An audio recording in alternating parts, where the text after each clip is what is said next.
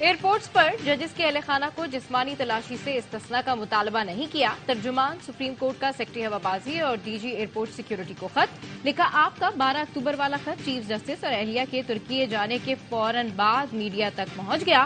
Supreme court کے retired ججز کے اہل خانہ کو جسمانی تلاشی سے استثناء تھا, لیکن موجودہ ججز کے اہل خانہ کو نہیں.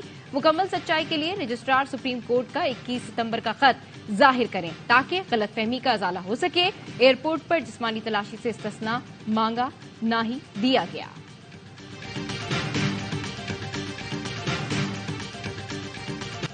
فیصلہ کر لیا, اب اپنا گھر درست کریں گے. غیر قانونی مقیم بہت سے لوگ بلیک مارکیٹ میں کام کرتے ہیں, ٹیکس نہیں دیتے.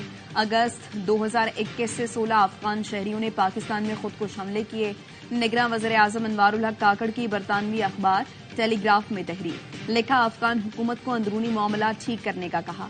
پاکستان غیر قانونی افراد کو قیام کی اجازت دے کر قومی سلامتی پر مزید سمجھوتا نہیں کر سکتا.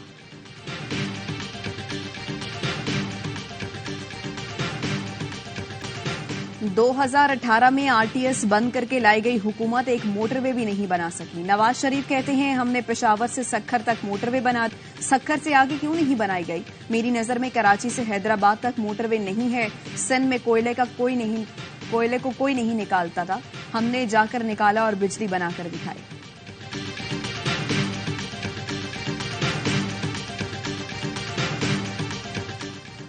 اور الیکشن میں لیول پلینگ فیلڈ ملی تو سرپرائز دیں گے. نواز شریف کا دور حکومت بھی پی پی کارکنان کے لیے آمریت سے کم نہ تھا. بلاول بھٹو کی لاہور میں میڈیا سے گفتگو, کہا انتخابات میں اکثریت ملی تو سب کو ساتھ لے کر چلیں گے. سابق وزیر اعلیٰ مراد علی شاہ نے کہا بے نظیر بھٹو نے تھر کے کوئلے سے بجلی بنانے کا معاہدہ کیا. نواز شریف حکومت میں آئے تھے تو یہ منصوبہ پس پش ڈال دیا گیا. اسرائیلی فورسز کی غزہ میں وحشیانہ بمباری. جبالیہ کیمپ پر حملے میں 110, نصیرات کیمپ پر بمباری سے 25 فلسطینی شہید ہو گئے. الشفا اسپتال کے داخلی راستے پر اسرائیلی فورسز کی فائرنگ سے 26 فلسطینی شہید. اسرائیلی فورسز کا نصیر اسپتال کے میٹرنٹی وارڈ پر حملہ, ایک خاتون شہید. 14 کی تعداد 19,000 سے بڑھ گئی. غزہ میں امداد کی رسائی پر سلامتی کونسل میں ووٹنگ آج ہوگی.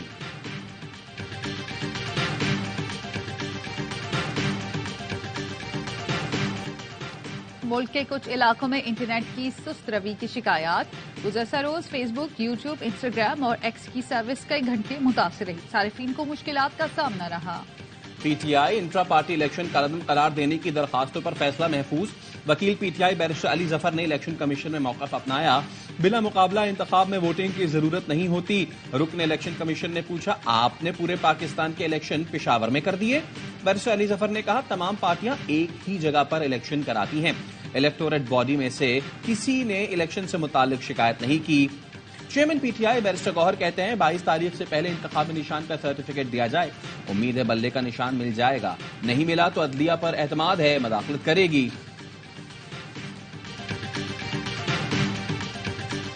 انتخابات عدلیہ کی نگرانی میں کرانے کی درخواست. پشاور ہائی کورٹ نے پی ٹی آئی کی درخواست پر فیصلہ محفوظ کر لیا. خیبر پختونخوا میں 700 سے زائد 3 ایم پی او کے آرڈر جاری کیے گئے. ڈی سیز اس تگدو میں بیٹھے رہے کہ ایک پارٹی کے لوگوں کو گرفتار کریں. کیا ایسے حالات میں شفاف الیکشن ہوں گے؟ Chief justice Peshawar high court کے ریمارکس. وکیل الیکشن کمیشن نے کہا ہم یقین دہانی کراتے ہیں کہ الیکشن شفاف ہوں گے. جس پر چیف جسٹس نے کہا کہ آپ اسلام آباد میں ہوتے ہیں, یہاں کی یقین دہانی کون کرائے گا. جسٹس شکیل احمد نے جے یو آئی کے وکیل سے پوچھا آپ 3 ایم پی او میں جیل گئے ہیں, آپ تو فریق ہی نہیں ہیں, ہم آپ کو کیسے سنیں؟ یہ تو بیگانے کی شادی میں عبداللہ دیوانہ والی بات ہو گئی. آپ پیش ہوئے, فیس تو ملے گی اب. جس پر وکیل نے جواب دیا فیس نہیں ملی.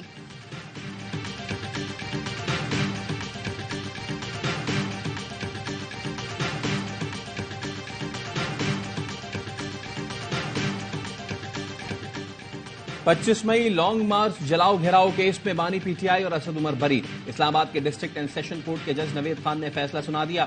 لاہور ہائی کورٹ کا وکیل شیر افضل مروت کو رہا کرنے کا حکم. جسٹس شہرام سرور نے شیر افضل مروت کی نظر بندی کالعدم قرار دے دی. راولپنڈی کی خصوصی عدالت نے کرپشن کیس میں فواد چودھری کی ضمانت منظور کر لی.